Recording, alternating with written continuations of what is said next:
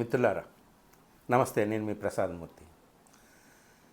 రాహుల్ గాంధీ ముందున్న ఆప్షన్స్ ఏంటి, election commission ముందున్న ఆప్షన్స్ ఏమిటి, వీళ్ళిద్దరి మధ్య రగులుకున్నటువంటి తీవ్ర రూపం దాల్చినటువంటి ఈ యుద్ధం ఏ విధంగా పరిసమాప్తం అవుతుంది, లేదా ఎలాంటి తీవ్ర పరిణామాలకు దారితీస్తుంది, ఇది చాలా కీలకమైనటువంటి చర్చనీయాంశం ఈరోజు దేశమంతా కూడా. అయితే ఇక్కడ ఎలక్షన్ కమిషన్ తన మీద రాహుల్ గాంధీ చేసినటువంటి తీవ్రమైనటువంటి ఆరోపణలకు సమాధానంగా ఆయన చేసిన ఆరోపణలు తప్పు అని నిరూపించడం పోయి ఆ నిజ నిర్ధారణ చేయాల్సినటువంటి పనికి పూనుకోకుండా రాహుల్ గాంధీని బెదిరించడం అనేటటువంటి పనికి సిద్ధపడింది ఎలక్షన్ కమిషన్. ఏ విధంగా? కొన్ని చట్టాలు చూపించి. ఒకటి రిజిస్ట్రేషన్ ఆఫ్ ఎలక్టర్స్ రూల్ అని ఒకటి ఉంది. అందులో రూల్ నెంబర్ 21 ప్రకారం 20 రూల్ నెంబర్ 20 బ్రాకెట్లో 3 బ్రాకెట్లో బి. సో ఆ సెక్షన్, ఆ రూల్ ప్రకారం నువ్వు డిక్లరేషన్ ఇవ్వాలి. ఆ డిక్లరేషన్ ఏమిటంటే, నేను చూపించినటువంటి సాక్ష్యాలు కానీ చెప్పిన విషయాలు కానీ అన్నీ కూడా కరెక్టే, తప్పు అని తేలితే మీరు తీసుకునే ఏ చర్యలకైనా సరే నేను కట్టుబడి ఉంటానని చెప్పి ప్రమాణం చేయడం అన్నమాట. అది చెయ్యి. లేకపోతే ఆ డిక్లరేషన్ నువ్వు ఇవ్వలేకపోతే దేశానికి క్షమాపణ చెప్పు, నేను తప్పుడు ఆరోపణలు చేశాను, అనుచితమైన ఆరోపణలు చేశాను, ఫాల్స్ అండ్ అబ్సర్డ్ ఎలిగేషన్స్, దేశానికి క్షమాపణ చెప్పాను. ఇది ఒకవేళ రాహుల్ గాంధీ డిక్లరేషన్ ఇచ్చి ఆ డిక్లరేషన్లో ఆయన చెప్పినటువంటి విషయాలు అబద్ధము, తప్పుడు సాక్ష్యాలు అని తేలితే ఆయనకి ఏ చట్టం ప్రకారం ఎంతంత శిక్ష పడుతుంది అనేటటువంటిది కూడా మనకి ఇక్కడ చెప్పారు. ఎలక్షన్ కమిషన్ వాళ్ళే చెప్పారు. అదేమిటయ్యా అంటే, representation of the people act ఒకటి ఉంది. దాంట్లో సెక్షన్ 31 ప్రకారం 1 సంవత్సరం జైలు శిక్ష పడుతుంది. లేదంటే భారత న్యాయ సంహిత చట్టంలో సెక్షన్ 227 ప్రకారం 3 సంవత్సరాలు జైలు శిక్షణ పడుతుంది. ఎప్పుడు? ఆయన ఇచ్చిన డిక్లరేషన్లో ఆయన ఒకవేళ అబద్ధమని ప్రూవ్ అయితే. ఇది ఇలా జరుగుతుంది. ఇప్పుడు ఇది ఎలక్షన్ కమిషన్ అలా పెట్టింది, కండిషన్ పెట్టింది రాహుల్ గాంధీ ముందు.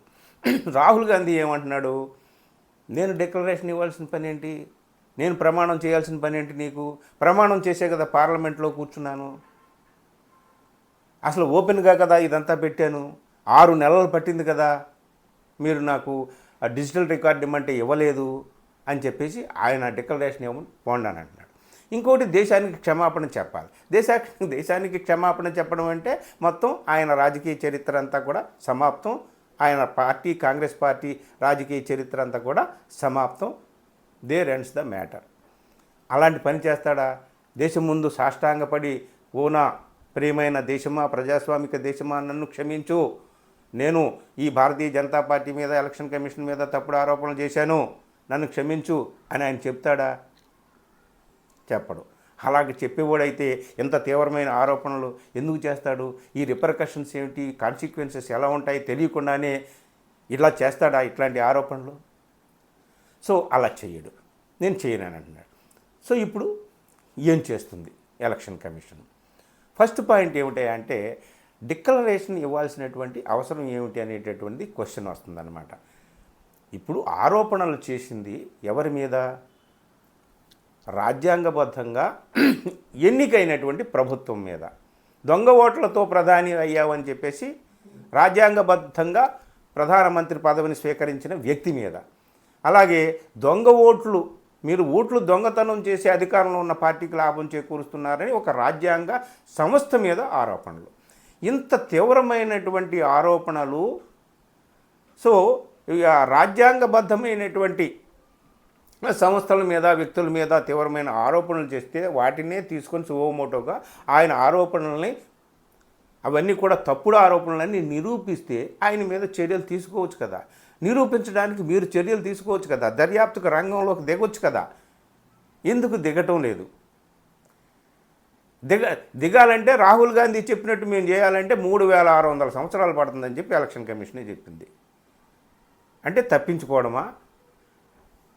ఇప్పుడు రాహుల్ గాంధీ ఇంకొక 5 క్వశ్చన్స్ ఎలక్షన్ కమిషన్ ముందు పెట్టాడు.